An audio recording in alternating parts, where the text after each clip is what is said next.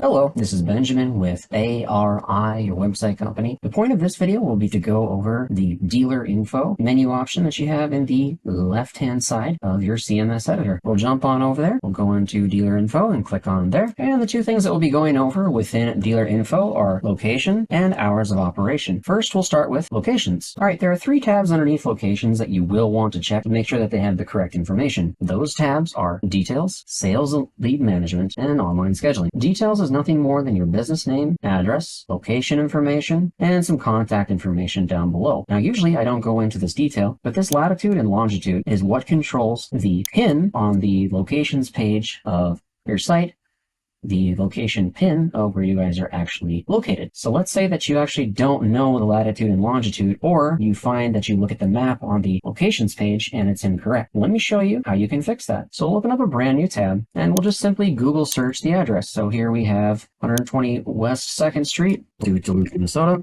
There it is right there. Now all you have to do is click on the actual map. In the address bar above your screen, there will be an @ symbol in the address. Right after that @ symbol will be first the latitude and then the longitude. Because my recording system currently will not allow me to show you the address bar, I'll simply copy and paste down the address that we're looking at, and I'll show you where in the address you can find that latitude and longitude. So we'll highlight the address, Control C on our keyboard, we'll open up that notepad document once again, and Control V to paste that in. Now if you look at this address, you can see all of the regular website stuff, and there's your @ symbol. So if we erase everything else that we see here, now the first number is your latitude and the second is your longitude. So let's go ahead and lay that in. So we'll copy this. There's our latitude. Go back to locations. We find the line that says latitude. Paste that in there. Awesome. And pull up our notepad once again. And here is longitude. Copy and paste once again. And now we can go ahead and hit save. Once that save goes through, we can go up to the name of our business, click there, and run that publish changes to post that over the site. Now, if you either don't have a map indicator like this, or it's in the wrong place, this will help to fix that issue. Sales and lead management. It's exactly what it sounds like. Over to the left, you have a list of every single form that your customer can fill out on the site. As of right now, the only person that is getting a copy of the completed form, as well as an email notification that someone has filled out the contact form, is this individual in the primary address. If you want other people within your location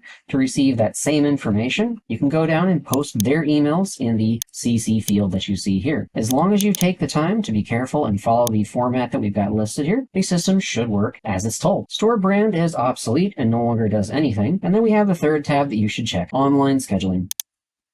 If at some point you would like to give your customer the ability to schedule a service or repair appointment directly from the services page on your site, you could check off the active box and then set up the rest of the parameters down below. Now keep in mind, this will only generate a lead. For actually scheduling the specific date and time of the service, you still will have to email, call, or talk to that individual in person to set that up. Now, if you want something called active scheduling, which shows people available times, they reserve one of the times that is open, and once they reserve that time, it marks it off, or takes it off rather, the public calendar. You may want to look into getting either what they call a public Google Calendar or an open Google Calendar. And that will then again have the functionality of someone actually being able to reserve a time and date. If you want more information on that, you can contact your implementation specialist, or if you are watching this and your site is live already, your account manager. Well, that's it for locations. Let's jump down to hours of operation. We are at hours of operation. Now, when you jump in here, this first group of hours will not be here. You will start by clicking on new group. Then you'll get a blank one down here that says new group. Go over to the far right and click on detail. You can give it a simple name like hours, or you could say store hours, or you could say summer hours, winter hours, seasonal hours, whatever it may be. Owner, you will want to leave as all sites, just in case you do decide to start a secondary website with us. We will then be able to carry over the hours for this location onto that other site. Oh, and I forgot to mention, if you do have multiple locations, at the top where it says hours of operation, structured content groups, it will have a drop-down menu here in which you can set these hours parameters for either one of your locations. Moving on, group description. This is not required, but if you really want to be specific, you could say these are our store hours between this date and this date. Then you'll step over here. Obviously, when you get to the hours list, these two green lines will not be here. So you'll click on new hours. Now you have a couple options. You could do as I did here and abbreviate it Monday through Friday, or if you have varying hours by day, you could go and do a full layout of Monday, Tuesday, Wednesday, Thursday, Friday, and put those times in. And once you're done with configuring this, as usual, you would save changes, click on the name of your business, and run that publish changes. Now, something that you can do is you can have multiple groups of these hours. Now, the advantage of that is, let's say that in between New Year's and Christmas, let's say, you have special hours that you're open. You restrict your hours to only be open 4 hours instead of 8 or something like that. You can create a second group of hours, and how you control which